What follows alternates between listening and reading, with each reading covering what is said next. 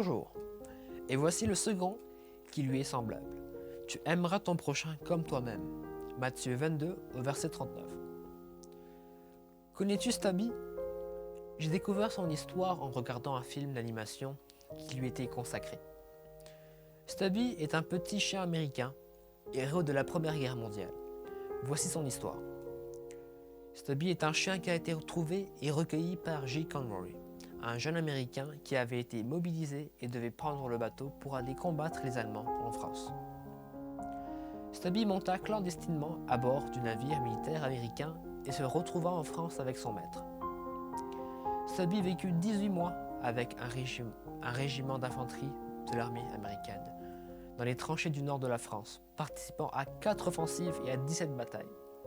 Il commença les combats en février 1918, au chemin des Dames du Nord, au nord de Soissons, et fut constamment sous les bombardements, jour et nuit, pendant plus d'un mois. En avril 1918, pendant une attaque pour reprendre la ville française, il fut blessé à la patte avant par des grenades des Allemands.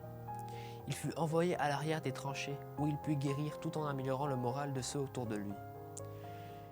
Une fois guéri, il retourna dans les tranchées. Après avoir survécu à une attaque au gaz, Stubby apprit à prévenir son unité d'attaque imminente au gaz.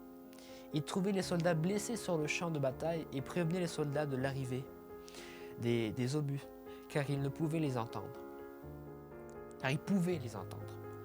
On ne sait pas exactement comment, mais Stubby réussit à repérer et débusquer un espion allemand.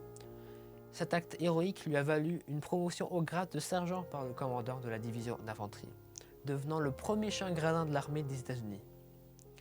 Suite à la reprise de la ville de Château-Thierry, des habitantes lui confectionnèrent un manteau de peau de chamois.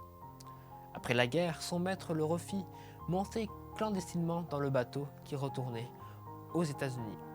Stubby devint une célébrité et participa, le plus souvent en première file, à de nombreux défilés dans tout le pays. Et il rencontra plusieurs présidents américains. Il reçut diverses médailles de guerre, dont plusieurs médailles de l'armée américaine et de l'armée française. Elles étaient accrochées sur son manteau qu'il portait fièrement. Stubby était un chien de petite taille, qui n'était pas spécialement beau, mais il sauva de nombreuses vies humaines. Qui aurait cru qu'un si petit chien, si ordinaire, et en plus adopté, aurait eu une vie si extraordinaire? Son dévouement pour les humains a fait la différence. L'exemple du chien Stubby nous montre que nous pouvons tous faire quelque chose pour aider les autres, quelle que soit notre taille ou notre condition. Offrons notre cœur à Dieu et demandons-lui de nous guider à son service et au service des autres. Texte de Sébastien Régis. Bonne journée.